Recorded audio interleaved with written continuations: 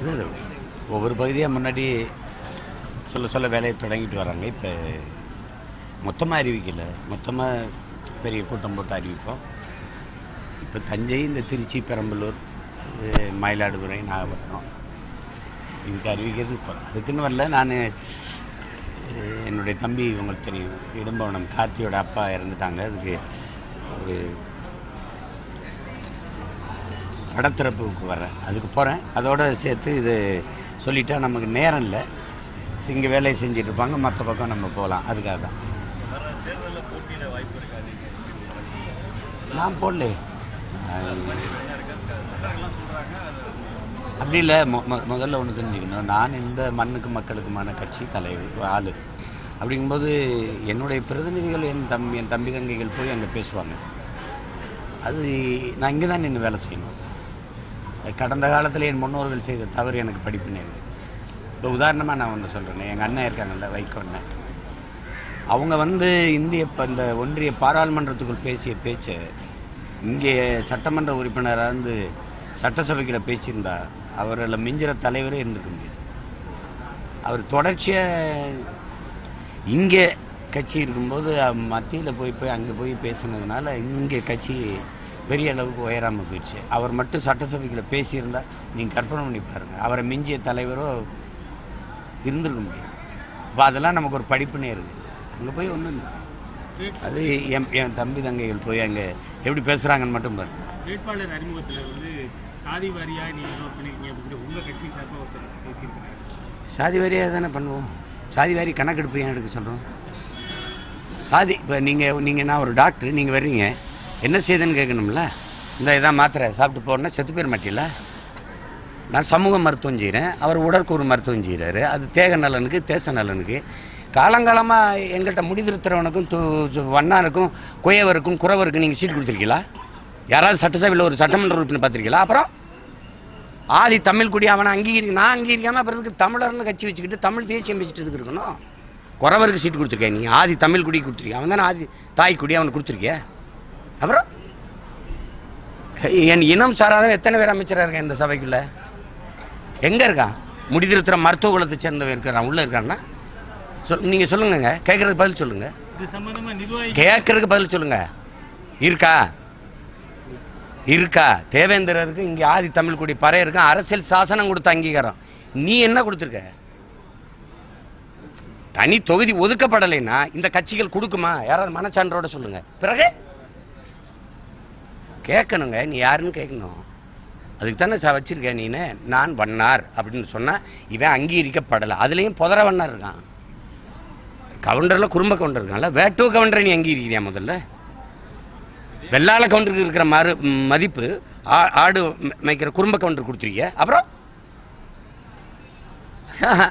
தெரிஞ்சாதான் இதில் யார் நிராகரிக்கப்பட்டிருக்கான்? அரசியல் அதிகாரம் இல்லாமல், அங்கீகாரம் இல்லாமல் கீழே கிடக்கிற தமிழ்ச்சமன் தாழ கிடப்போரை தற்காத்து நிற்பதை தர்மம்ங்கிறாரு எங்கள் தாத்தா வைகுந்தர்.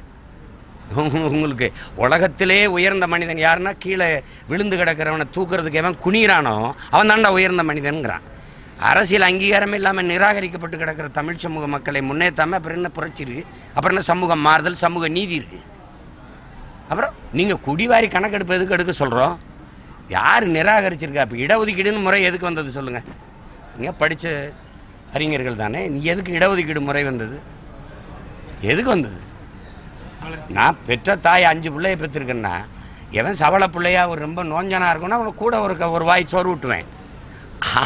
அது தாயின் அன்பு. அது மாதிரி தான் இந்த இடஒதுக்கீடு. எவன் காலங்காலமாக நிராகரிக்கப்பட்டிருக்கான், கல்வி மறுக்கப்பட்டிருக்கு, வேலை வாய்ப்பில் மறுக்கப்பட்டிருக்கு, அரசியல் அதிகாரத்தில் அவனுக்கு இடம் இல்லை, அவனுக்கு தேடி தேடி கொடுக்கறது தான் இடஒதுக்கீடு. அதானே நாடு, அதானே மக்களாட்சி, அதானே ஜனநாயகம். அது இல்லாமல் என்ன கேட்குறீங்கன்னா கேட்டு தான் செய்கிறோம். இந்த கட்சிகள் எத்தனை பேர் முத்தரையருக்கு இடம் கொடுக்குது? நீ தனியாக சாதிக்கு கட்சி வச்சா சீட்டு கொடுப்ப, உடையாருக்கு கொடுப்ப, புரியுதா? தேவேந்திரர் கொடுப்ப, கொங்கு வேளாள கவுண்டர் கொடுப்ப. இருங்க, அமைதியா இருங்க, நீங்க பேசாதீங்க. நீங்க அப்போ அது இல்லாம பொதுவான ஒரு அமைப்பு யார் கொடுக்குறா?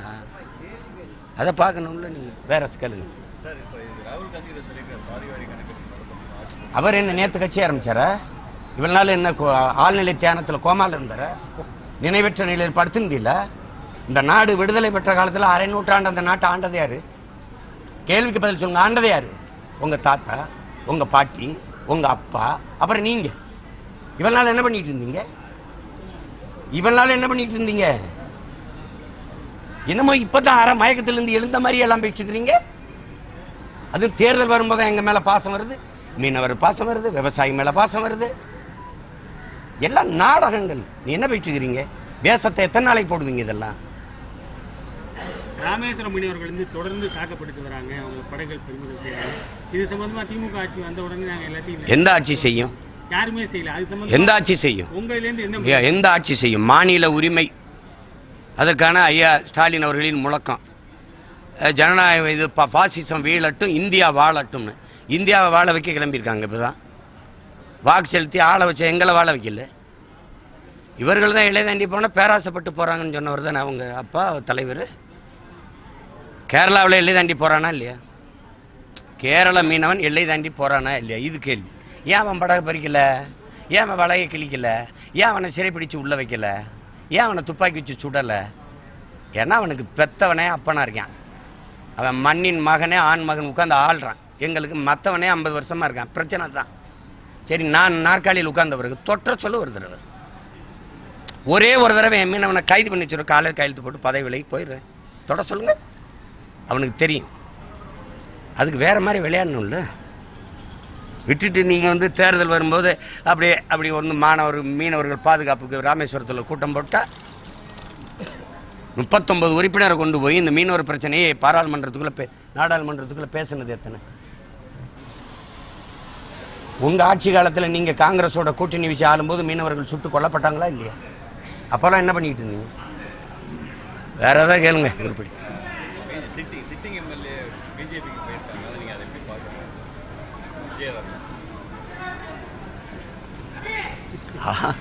போகணும்னு தோணிருக்கு, போயிருக்காங்க.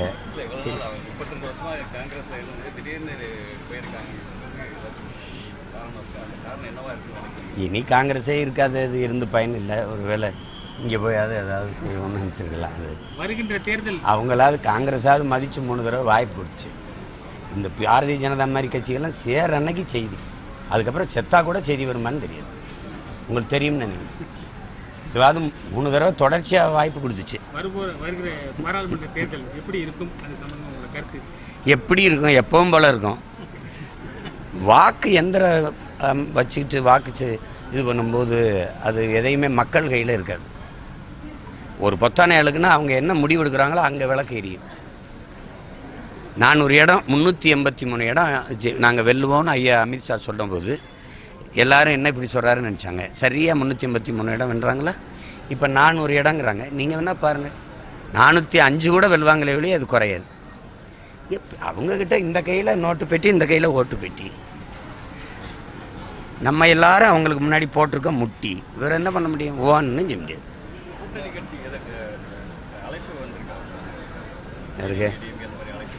அழைப்பு வரும். அழைப்பு வராமல் என்ன செய்யும்? பேசுவாங்க. அதெல்லாம் வந்து பொது மேடையில் கூப்பிடுவாங்க, தனிப்பட்ட முறையில் சந்திப்பாங்க. அவங்களும் ரகசியமாக வந்து சந்திப்பாங்க. நாமளும் அதுக்கு ரகசியம் காக்கணும். இல்லைன்னா அது மனித மாண்பு இல்லை. உங்களுக்கு தெரியும், நான் வேட்பாளரை அறிவித்து தனியாக போட்டியிடும்போது அப்போ நீங்கள் முடிவு எடுத்துடணும். அவர் தனியாக தான் போட்டியிடுவார். ஆனாலும் பேசத்தான் செய்வாங்க. அது இவங்க வந்து பேசுனாங்க, அவங்க வந்து பேசுனாங்கங்கிறது நாகரிகமாக இருக்குமா? இது என்னை மன்னார்குடியில் கேட்டாங்க, மயிலாப்பூரில் கேட்டாங்க, மாயவரத்தில் கேட்டாங்க, பூவி வியாபாரம் பார்க்குற வேலையா? இதுதான் இப்போ பேசணும். வாக்குச்சீட்டு முறையை அறிவார்ந்த பெருமக்கள், இந்த நாடங்களும் ஆங்காங்கே தன்னார்வ அமைப்புகள் தேர்தல் ஆணையத்துக்கு முன்பு கூட போராடி எங்களை சுட்டு கூட கொல்லுன்னு சொல்லி போராடினதில் தலைமை தேர்தல் அதிகாரியே சொல்கிறார், ஓய்வு பெற்றவர். ஆமாம், இதுக்குள்ளே தவறு நடக்க வாய்ப்பு இருக்குன்னு. இப்போ நீங்கள் வெளிப்படையாக ஒன்று புரிஞ்சுக்கணும். உலகத்தில் எந்த நாடுமே இந்த வாக்கு எந்திர முறையை பயன்படுத்தலை. 3 நாடுகள் தான் பயன்படுத்திக்கிட்டு இருந்தது. ஒன்று நைஜீரியா, பங்களாதேஷ், பெரிய நாடு இந்தியா. இதில் பங்களாதேஷ் விட்டுருச்சு, கைவிட்டுட்டு அண்மையில் நடந்த தேர்தலில் வாக்குச்சீட்டு முறைக்கு போயிடுச்சு. இந்த நைஜீரியாவும் இந்தியாவும் ரெண்டுமே ஊழலில் பெருத்து திளைத்த நாடு.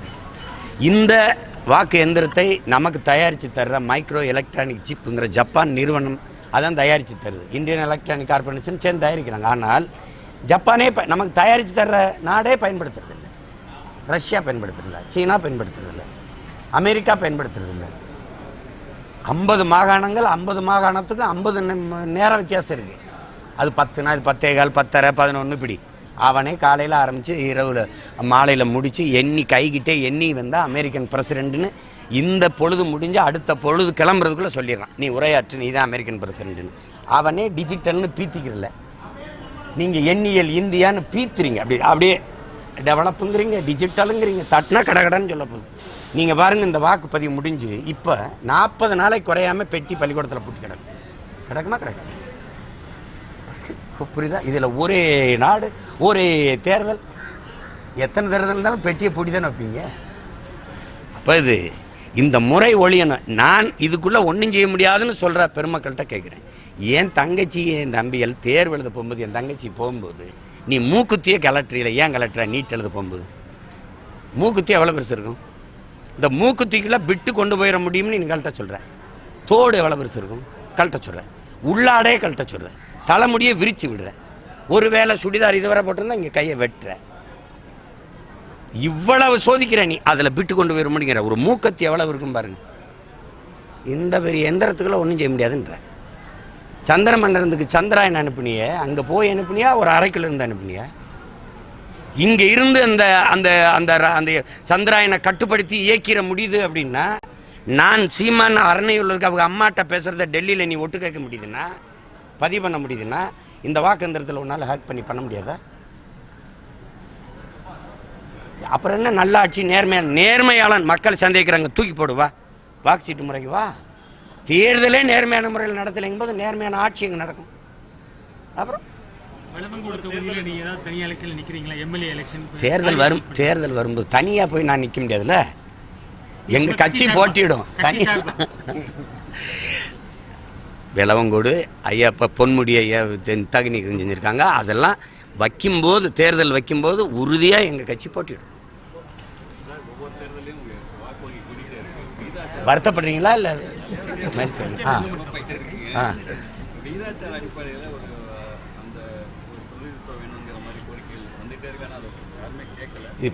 இப்போ ஒவ்வொரு கோரிக்கையாக தான் நம்ம வைக்கிறோம். நம்ம இந்த சொல்கிறோம், இந்த வாக்கு எந்திரத்தை ஒழிச்சிட்டு வாக்கு சீட்டு முறைக்கு வாங்க, ஒவ்வொரு தேர்தலுக்கும் ஒவ்வொரு சின்னம் புதுசாக எல்லாருக்கும் கொடுங்க அப்படின்னு கேட்குறோம். எந்த ஒன்று முறையாக, நியாயமாக, நேர்மையாக நடக்குதுன்னு நீங்கள் நினைக்கிறீங்க?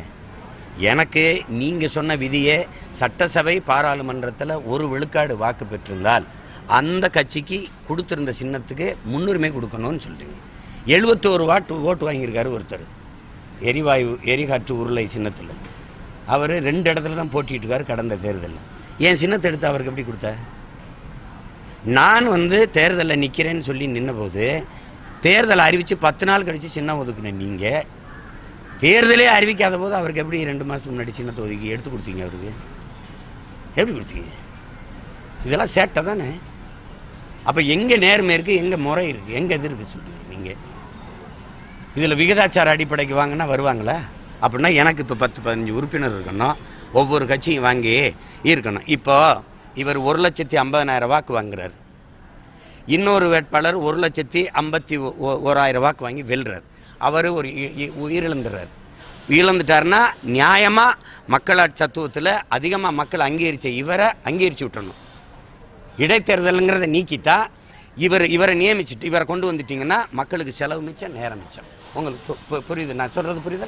இப்போ இவர் 1000 வாக்கு அதிகமாக வந்து இவர் இறந்துட்டார். அப்போ அவர் இல்லை. அடுத்த கட்டத்தில் வாக்கு வாங்கினவர் யார்? இவர் வந்துடுறாரு, தானாக வந்துடுறாரு. இப்போ முதல் பரிசு வாங்கினவன் ஊக்க மருந்து சாப்பிட்டுருந்தா அவரை நீ நிராகரிச்சிடுற, அவன் தகுதியில் வந்துடுறான். அப்போ முதல் பரிசு யார்? 2ஆவதாக வந்தவன், அவனை தான் நீ அறிவிக்கணும். நீ மறுபடியும் இவ்வளவு வாங்கினவரை மதிக்காமல் அங்கீகரிக்காமல் தூக்கி வச்சுட்டு மறுபடியும் தேர்தலான்னு யார் காசு? இடைத்தேர்தலை திருவிழா மாதிரி நடத்துகிற 1 மாதம் மக்களை மந்தை மாதிரி அடைச்சி வச்சு சோறை போட்டு சாராயத்தை கொடுத்து கூத்து போட்டு அவனுக்கு காசு கொடுத்து ஓட்டுக்கு 5,000, 2,000, 10,000 கொடுத்து அந்த முறையெல்லாம் மிச்சம், நேரம் மிச்சம், செலவு மிச்சம். தாடி நடிப்பு தான் அது சும்மா ஒரு படத்தை நடிக்கிறேன், அதனால வச்சிருக்கேன். வேற